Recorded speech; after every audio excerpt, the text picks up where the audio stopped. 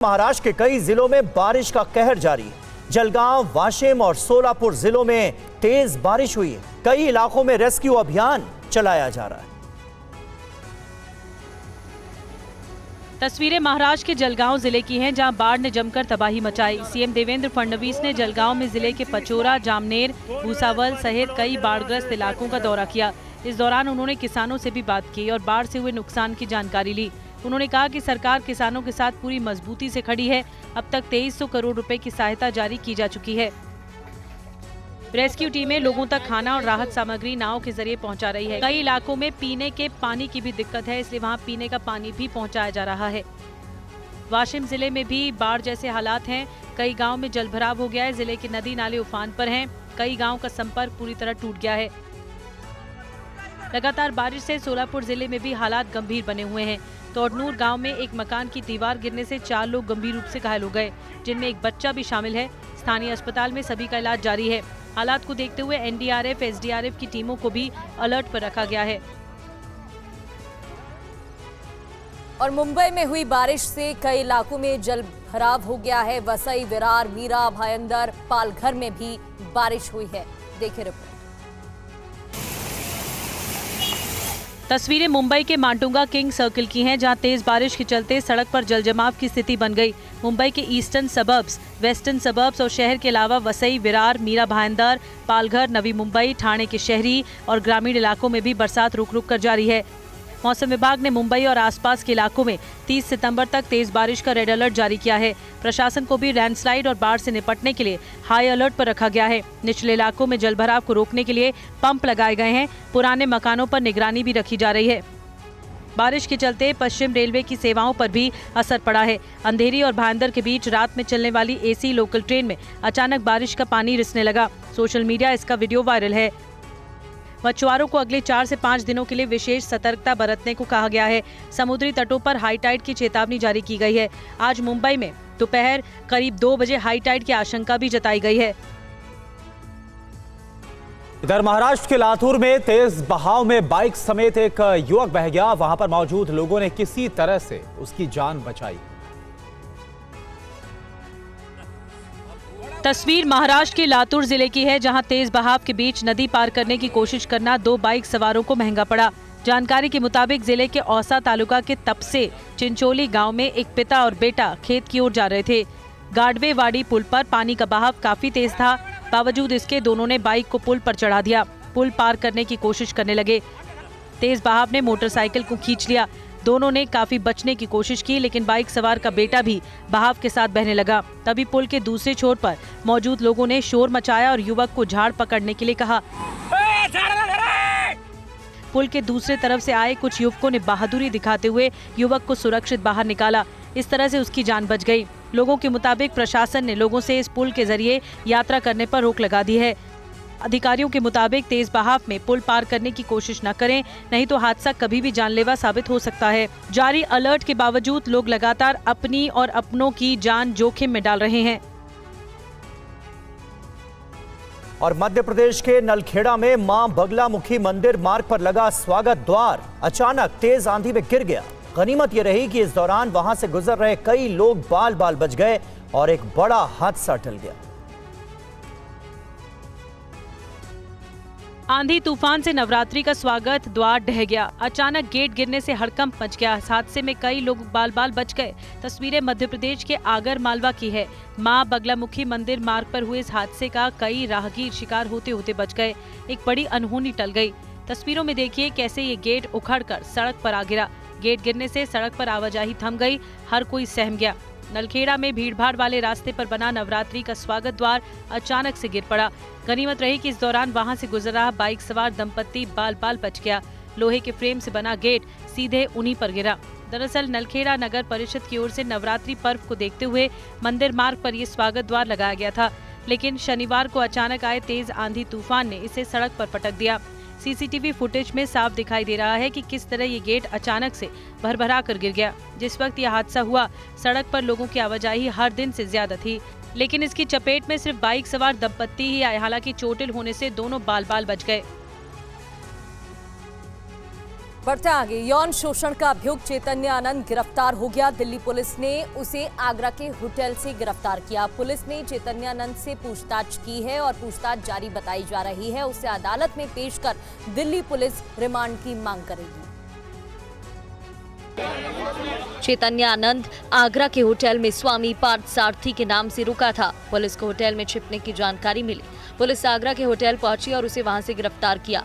Delhi police उसे आगरा से दिल्ली ले आई। ये आगरा के में मिल गया, इसको वहाँ पे आइडेंटिफाई किया गया तो पता लगा ये वही है, तो इसको वहाँ से एप्रीहेंड किया गया। इससे अभी 3 फ़ोन मिले हैं, एक आईपैड मिला है, उन सब की अभी जांच की जाएगी। और कुछ विजिटिंग कार्ड मिले हैं जो कि ये फेक विजिटिंग कार्ड इसने बना रखे थे यूएन और ब्रिक्स के, अपने आप को भारत सरकार के अधिकारी दिखाते हुए। आगरा के होटल का एक सीसीटीवी सामने आया। ये सीसीटीवी चैतन्य आनंद की गिरफ्तारी के वक्त का है। वीडियो में दिख रहा है कि पुलिस चैतन्य आनंद को कार में बैठा रही है। पुलिस वाले चैतन्य आनंद के सामान को कार में रखते दिख रहे हैं। चैतन्य आनंद पर शारदा पीठ के मैनेजमेंट इंस्टीट्यूट के छात्राओं के यौन शोषण और जालसाजी का आरोप है। दिल्ली पुलिस वसंत कुंज थाने में चैतन्य आनंद से पूछताछ कर रही है। दिल्ली पुलिस कोर्ट में पेशी करेगी। तो यौन शोषण के अभियुक्त चैतन्य आनंद पर 30 से ज्यादा छात्राओं ने शिकायत दर्ज कराई। चैतन्य आनंद के ऊपर जालसाजी के भी आरोप लगे। आप देखिए। 4 सितंबर से चैतन्य आनंद फरार था। दिल्ली पुलिस की कई टीम तलाश कर रही थी। चैतन्य आनंद बार बार होटल बदल रहा था। इसी दौरान उसे चैतन्य आनंद की आगरा में होने की खबर मिली। चैतन्य आनंद आगरा के ताजगंज के होटल में कमरा नंबर 101 में रुका था।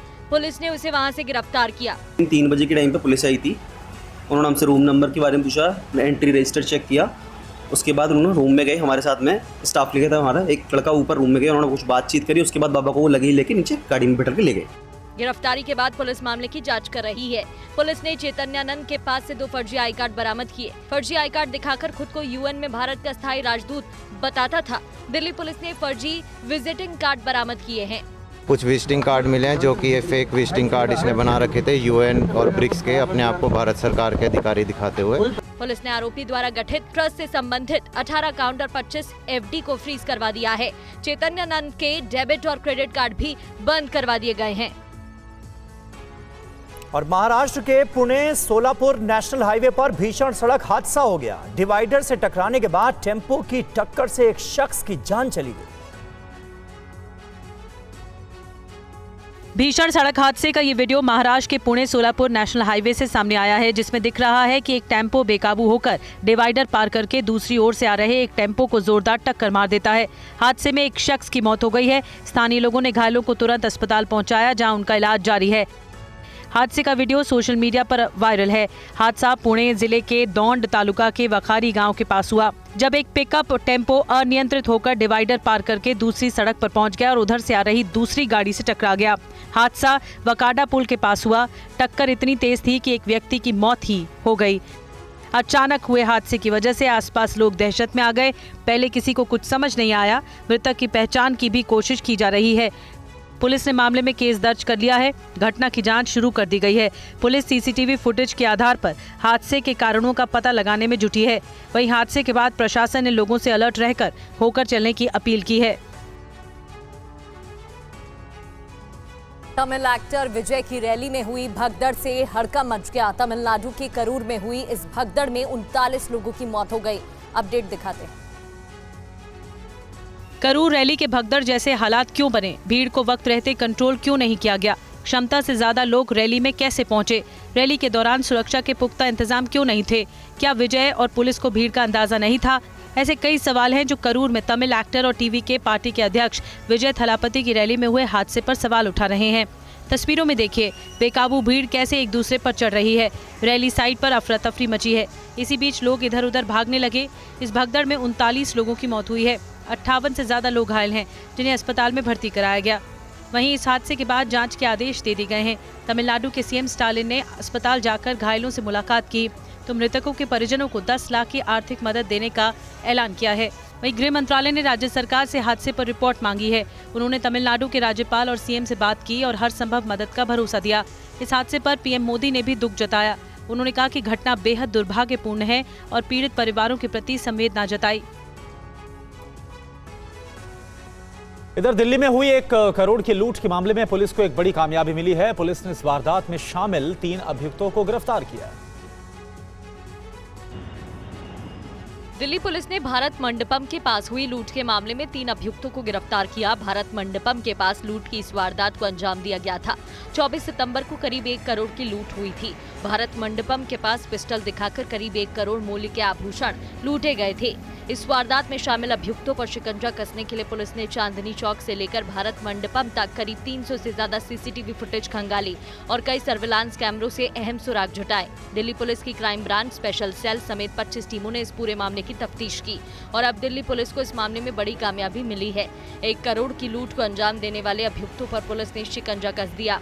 24 सितंबर को प्रगति मैदान इलाके में भारत मंडपम के ठीक सामने बदमाशों ने इस वारदात को अंजाम दिया था और 1 करोड़ के गहने लूट कर फरार हो गए थे। पिस्टल दिखाकर लुटेरों ने करीब 500 ग्राम सोने और लगभग 35 किलोग्राम चांदी से भरा एक बैग छीन लिया था। इस वारदात के बाद दिल्ली में हड़कंप मच गया था और अब दिल्ली पुलिस की टीमों ने इस वारदात के गुनहगारों को सलाखों के पीछे पहुंचा दिया है। खबर यूपी के बरेली से। बरेली में हिंसा के बाद अब हालात में सुधार दिख रहा है। बवाल के लिए जिम्मेदार मौलाना तौकीर रजा को 14 दिन के लिए जेल भेज दिया गया है। हिंसा की जांच के लिए एक एसआईटी भी गठित कर दी गई। शुक्रवार को हिंसा के बाद बरेली में हालात में सुधार हो रहा है। शांति के साथ शहर में जिंदगी दोबारा पटरी पर लौट रही है। हालांकि पुलिस पूरे शहर में तैनात है। चप्पे चप्पे की निगरानी की जा रही है। 9 जिलों की पुलिस के साथ कई कंपनी पीएसए की आरएएफ तैनात है। लोग हालात सुधरने से खुश नजर आ रहे हैं। हाँ सर, शांति है और प्रशासन लगा हुआ है। यहाँ सही है, बिल्कुल ना कोई दिक्कत ना है। बरेली में सुधार है भैया, अब तो ठीक है। हाँ, हमारा प्रशासन बहुत सतर्क है, इसलिए शांति है। हाँ, सब बढ़िया है, सब सही है। अच्छा, इंटरनेट की सुविधा बंद कर दी है सरकार ने। डीआई अजय साहनी की अगुवाई में पुलिस ने शहर में फ्लैग मार्च निकाला। हिंसा के बाद मामले में तौकीर रजा सहित 126 नामजद लोगों के खिलाफ केस दर्ज किया गया है, जबकि 3000 से ज्यादा अज्ञात पर रिपोर्ट दर्ज की गई है। घटना की जांच के लिए 8 सदस्यों की एक एसआईटी गठित की गई है। पुलिस की जांच में ये मामला सामने आया। दूसरे शहरों में उपद्रवियों को दंगे के लिए बुलाया गया था। यूपी के प्रयागराज में एक शख्स की कार पर बम हमला हुआ है। हमले को लेकर प्रयागराज पुलिस ने चौंकाने वाले दावे किए हैं। प्रयागराज के एयरपोर्ट थाना क्षेत्र के झलवा में गुड्डू पाल की कार पर हमले से सनसनी फैल गई। गुड्डू पाल ने बम हमले की शिकायत दर्ज कराई। गुड्डू पाल ने खुद को 2005 में हुए चर्चित राजू पाल हत्याकांड का गवाह बताया। पुलिस ने बम हमले की जांच की। चौंकाने वाले दावे सामने आए हैं। इस पर पुलिस ने जब मौके पर इलेक्ट्रॉनिक साक्ष्यों का अवलोकन किया तब ये पाया कि आवेदक गुड्डू पाल द्वारा घटनाक्रम के दौरान अवैध तमंचे से फायर किया गया था, जिसके लिए बरामदगी के प्रयास किए जा रहे हैं। अब तक की पुलिस की जांच में यह पाया गया है कि ये घटना असत्य प्रतीत हो रही है एवं गुड्डू पाल के बेटे नितिन पाल एवं उसके अन्य 2 साथियों द्वारा सुनियोजित ढंग से इस घटना को अंजाम दिया गया है। पुलिस के मुताबिक गुड्डू पाल ने अपने पुराने साथी वीरेंद्र को फंसाने और पुलिस सुरक्षा के लिए अपनी कार पर बम हमला करवाया। पुलिस मामले की जांच कर रही है। पुलिस ने बताया कि गुड्डू पाल इंडियन ऑयल के टैंकरों से तेल चोरी के मुकदमे में जेल जा चुका है। प्रधानमंत्री नरेंद्र मोदी ने मन की बात के 126वें एपिसोड में अगले महीने मनाए जाने वाले महापर्व का जिक्र किया। उन्होंने कहा कि सरकार छठ महापर्व को यूनेस्को की सांस्कृतिक धरोहर की सूची में शामिल कराने के लिए प्रयासरत है। छठ पूजा ऐसा एक पावन पर्व है जो दिवाली के बाद आता है। सूर्य देव को समर्पित यह महापर्व बहुत ही विशेष है। इसमें हम डूबते सूर्य को भी अर्घ्य देते हैं, उनकी आराधना करते हैं। छठ न सिर्फ देश के अलग अलग हिस्सों में मनाई जाती है, बल्कि दुनिया भर में इसकी छठा देखने को मिलती है। आज यह एक ग्लोबल फेस्टिवल बन रहा है।